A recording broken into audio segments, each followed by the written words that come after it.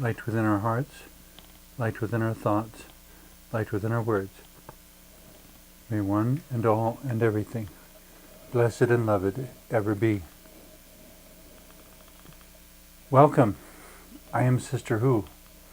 With me today here on the show, I have my friend Xenia Grant, and we wanted to discuss autism and relationships. I suppose the first challenge is after recognizing that one's brain is wired differently, that one abhors duplicity, notices details first, all sorts of different ways about the autistic mind works, to then say, am I incapable of having effective relationships with others around me? I mean, it goes way beyond communication, especially if we talk about young adults or any adults getting into married relationships. I've heard comments by a number of married couples where they find out only years after they've been married that one of them, but not both, is autistic, and trying to figure out how to reshape the relationship so they can still get along. The one I found a little amusing, but I thought, yeah, that makes good sense. Husband was diagnosed with autism, high-functioning autism or Asperger's. The wife was not. She found great relief in it in that she now understood that she didn't have to protect his feelings. She could be honest and blunt, and it would be simply effective. He wouldn't be hurt by it at all. So if she didn't like something, she could simply say so. And he would, I suppose, respond like, oh, okay, thanks for telling me. You know, and as long as it was factual and accurate, it was fine. You know, where before she had been walking on eggshells, so to speak, trying to be sensitive and careful and all this, instead of understanding that the communication that worked best with him is just honest, straight, and blunt. There it is. Yeah. It was so much less work. Not only less work, but easier to deal with. I mean, because a lot of us on the spectrum, when we have relationships, you know, with relationships come expectations. You know, It's very difficult to keep expectations out. On both sides, because we expect X, Y, and Z. But when you're honest about the communication process and flesh things out, it makes it easier. It seems to me another major part of relationships is the responsibility to be the best you can be, to care about the other person, a responsibility to be involved in a relationship, perhaps even a responsibility not to treat the other people as objects. Absolutely, not only that, but also realizing that that person is an autonomous person, and not only as an object, but sometimes codependency can be a real issue. Okay, where one or the other does not give him or herself permission to feel anything unless it's acceptable to the other person? No, like some, where you cover up for the other person, or the other person may have, things like, let's say, alcoholism or drug addiction or whatever, and you face it. I would call that enabling. And that's the word I was looking for. Codependency, as if I understand correctly, is about your emotional state being parasitic to somebody else's emotional state. Yeah. And if you're not happy, I can't be happy. Yeah, absolutely. And does autism ever do that? It can, because we're people, and we have... So you could be autistic and codependent. Yeah. I mean, I have issues with codependency myself. That's one of the reasons why, I need to be around positive people. All the women in my family had problems with codependency at one time or another, and that was because of the environment we were brought up in. So what's the distinction between codependency and an autistic person with an effective support team? I think the degree of autonomy and the degree of happiness, I would think. Okay. Because one of the things I've noticed is that when people are happy with themselves and happy with who they are, they're more stable emotionally. And if that also involves choice, well, maybe that's the primary point in codependency, is that the choice is not really there because they're dependent upon something else outside of themselves, and even if they could make a choice, they don't. Absolutely, and it happens with a lot of people, and I see, with people with autism, they're always afraid of being judged. I think, with a true relationship, you're not as judgmental. In a true, honest relationship, that Okay. the good, the bad, the ugly, and indifferent, and you deal with all of it. Okay.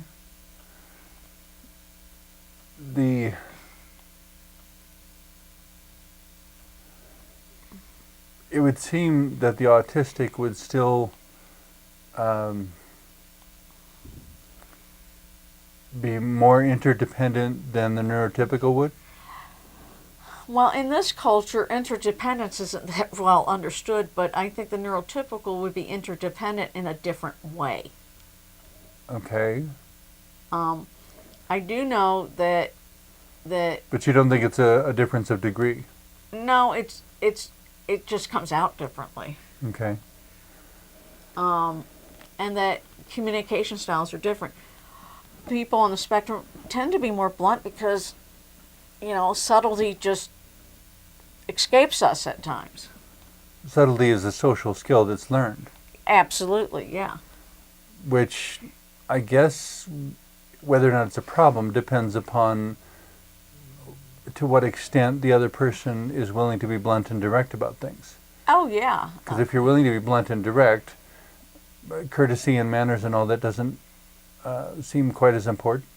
But courtesy is important. You could be blunt and tactful at the same time. It's the way you go about doing it, and it is a learned thing. Okay. I mean, on one hand, I don't want to say that autistic people can't learn. I'm sure we can. Oh, we learn all the time. But on the other hand, how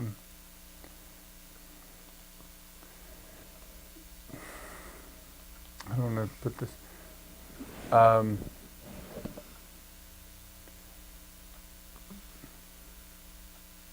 Because we have trouble relating to society, I think a presumption is often made that we're looking for or need some kind of guidance. And there are all too many people out there who are happy to step in and fix your life, supposedly, if you let them. I don't know that any human being is really competent to fix another person's life. We can provide encouragement, support, occasional insights, whatever, but manifesting that final product is just not really within our reach. And the goal is, mainly with relationships, you learn from each other, and you smooth each other's differences out. You still have your uniquenesses, but you grow old together, as the saying goes. I mean, and that you're not trying to fix somebody, but you're trying to, be complementary to, with that other person and their personality.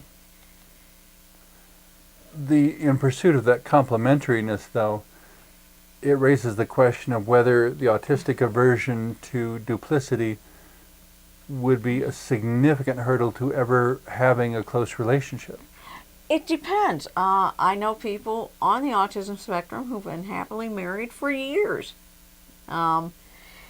It depends. I think it is a learned skill. I think sometimes the non-autistic world underestimates us and assumes that we can't just because we do things differently and we express things differently.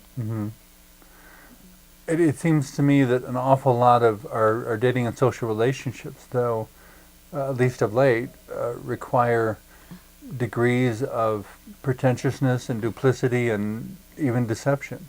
Yeah, Which, if that's all you've got available to you, then the autistic person will probably wind up single. And not only that, but even non-autistic people have trouble with that. Because in the end, even non-autistic people want honesty and in intimate relations. They want, you know. Well, they say they want it. There have been a number of times where I'll meet someone and, the indication is that we need to be completely honest, but the actual practice is that any time that honest information is too close to home or makes me uncomfortable or something, that immediately it's compromised or brushed aside. Well, the ego needs to get out of the way to have a good relationship with another person. You got to push the ego aside anyway. I try not to lose it completely or to demonize it, though. My explanation is that, to use the metaphor of a car, like a sedan, I want ego to be in the car taking notes on what happens, in what order, and under what circumstances, and so forth. All the documentation, record keeping. But I don't want ego in the driver's seat, because you can't drive and take notes at the same time. And everything gets completely off track, and you can run into accidents if you're not paying sufficient attention to the actual living of life. That's a fair description. Yeah.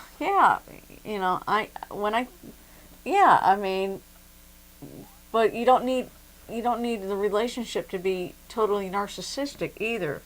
The Evita, you must love me thing. Well, going back to the original story of Narcissus, being narcissistic basically means that you will be so obsessed with yourself that you'll die.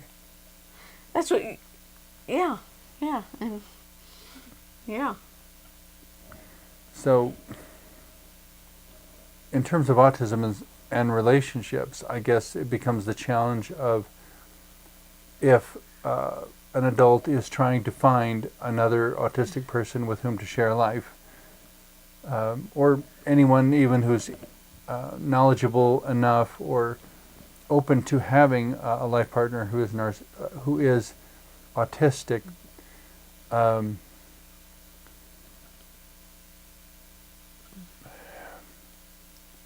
one hand, it could be very discouraging, because if you put an honest description out there, an awful lot of people are going to run the other way. On the flip side, when you do finally meet someone who really would like exactly the sort of person you are, there's less to work out. There's less conflict and struggle, but you may have to be way more patient before that person shows up. Understood. I think that, true love accepts warts and all. Mm-hmm. That true love is not just a whimsical feeling, but something manifest deeply, and that it grows over time and within time. And that relationships aren't always easy. Are they ever? I guess I would say, but I don't want to make it sound like a relationship is a punishment. It's not. But I would say the relationship does require constant attention and constant minding and maintenance. On both sides, and not only that, but with relationships, all relationships take work. And so are you willing to put in the work that it requires? And it's hard work. Well, especially because sometimes you have to figure out what the work is, because they don't even give you a description from which to work.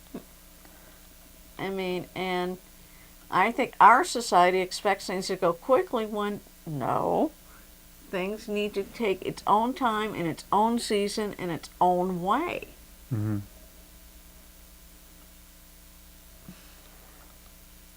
I guess ultimately it's that final relationship that seems to make the most difference. Who's going to be the last face I see? Mm-hmm. That sort of thing. And everybody has something to offer. You know, it may not be easily seen or easily dealt with, but there's always something there. Mm-hmm.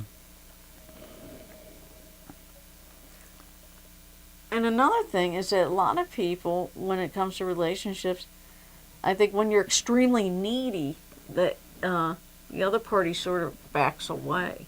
Mm. And desperation is not good when it comes to relationships. Now,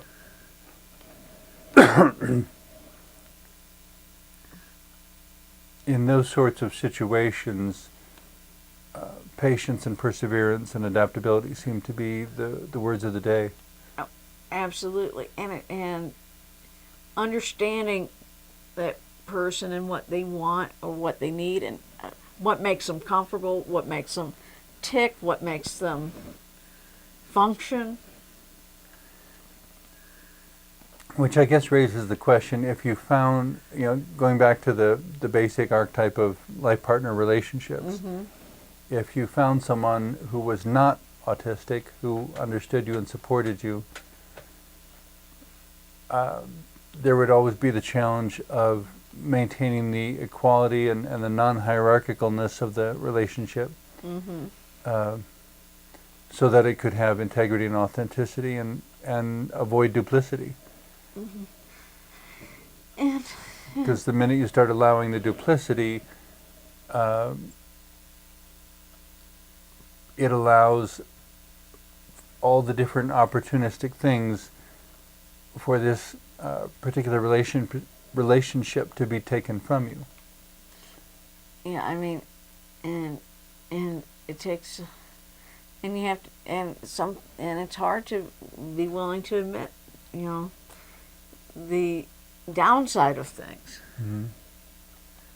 I guess I just figure everything always has an upside and a downside. There's something light and dark in everything. I know, but not everyone's willing to accept that, and our society generally, looks at one or the other, but not both.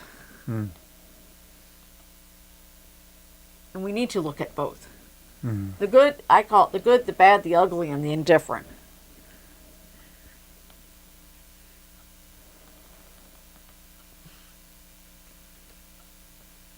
And yet somehow, all that considered, we still need to find effective ways for creating a sense of family and community around ourselves. Yeah, and the first step is honest, clear, and decent communication. And sometimes people on the autism spectrum communicate differently than those who aren't on the autism spectrum. And getting to know that person's language and what they mean and how they use what they say and what makes them comfortable. So it takes a lot of work, but it's well worth it. Mm-hmm. And I guess that's the source of ideals that keep us going. The other thing we haven't really touched on yet, though, is if, I'm a gay man, so I'm not expecting that this would necessarily apply to me. But the relationships of nurturing a child with autism and not knowing in the early stages, before they're 5, for example, what the level of accomplishment is going to be. Well, and yet I've talked to parents of autistic kids, and one of the parents is on the spectrum, Mm-hmm. and sometimes they have an easier time relating to the autistic child than to the non-autistic child. Because other factors, play into, when parents have kids anyway. Mm-hmm. I chose not to have kids because I didn't want to deal with all the difficulties that kids bring about. In my case, it was never really an option, but I would have liked a multi-generational family. Ultimately, I guess the thing to remember about relationships is that every individual exists within a context of relationships, and the way those relationships flex and change has everything to do with how this person presents himself or herself to the world. And sometimes people don't know how to present. I've seen this in my life before.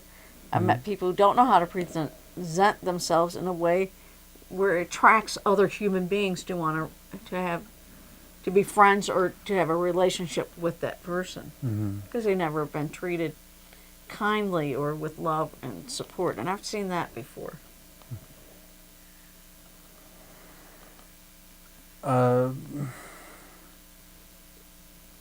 I guess at the heart of all relationships is the basic quality of love, but that would,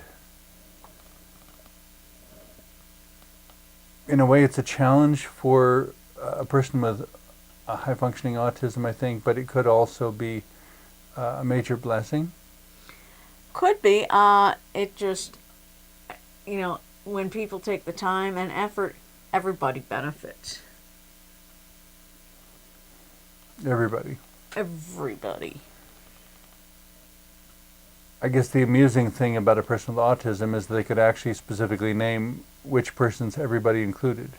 That is true. Absolutely, that is true. I mean, I've known people... Or at least within their local context. Yeah, and I know people with autism, photographic memory, and they can remember something from 50 years ago with exact clarity.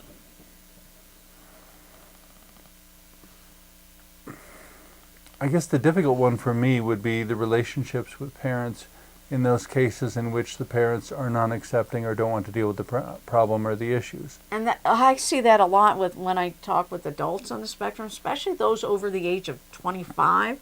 Okay. And their families don't accept them for their differences because of expectations and how they view that person. And sometimes I see autistic people being totally estranged from their family. Mm-hmm. And that it's hurtful on everybody's side because everybody loses out. Different is just different. It's not less than. It's different. Hierarchical relationships are always a warning flag for me, I think. I mean, I suppose a certain minimal amount of hierarchical relationship is unavoidable, but I think it's another one of those answers that is quite often overused. Mm-hmm.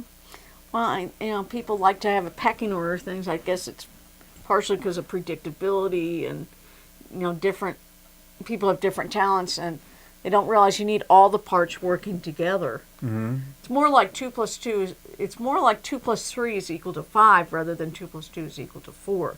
You get equality, but it's a different view of it. Okay. And of course, the other thing to watch out for is when the cost where it becomes too high. Yeah.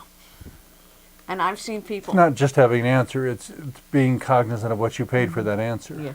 I've seen people on the spectrum who totally try to change who they are to be accepted by others, and in the end it doesn't work out for anybody. Everybody loses out. Except the autistic person ideally would have seen it coming because they have such a keen insight, allegedly, for noticing details that are simply out of sync. Yeah, but I've seen these people with autism. They don't like their autism at all. They don't see anything positive about it, and it makes for a very difficult life to forge ahead because you need something positive to hang on to. Mm-hmm. I couldn't agree more on that. I mean, liking and loving oneself is not always easy. I mean, you're the only you have. Well, and I would suggest before you can love yourself, though, you have to at least get to know yourself. Not only know yourself, but when a person is growing up, they get the image of themselves from their others originally anyway. And it's only when they get older then they, can move away from that. Mm. I joked with someone once that during early childhood, everyone gets a mess dumped on them so they have something to work on for the rest of their life. Cute. Because it always seems that the family issues are the hardest ones to dismiss or resolve. Cute. But we're coming down toward the end of our show. I'm wondering if there's, what final advice or insight or comment would you like to weave in yet before we completely run out of time? That relating with any human being is hard work, and it's well worth it in the end.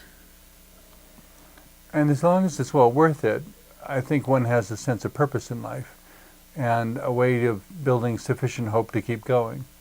But when you lose the hope and the sense of purpose, and life becomes 100 times more difficult, and one kind of crawls from one difficult situation to the next. But I suppose the one nice thing about that situation is it doesn't require you to change yourself at the core of your being in any way. It gives you the freedom to invent and to continue inventing yourself as genuinely being yourself. Mm-hmm. Mm-hmm.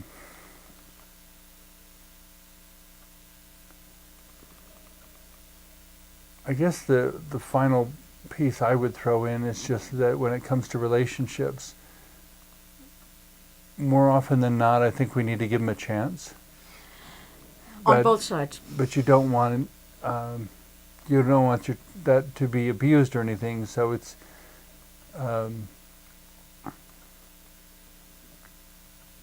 having sufficient faith to really believe that the positive outcome is possible, and being sure that nothing of you or yours is blocking the way to doing it. Exactly. Thank you so much for everything you've shared on the show today.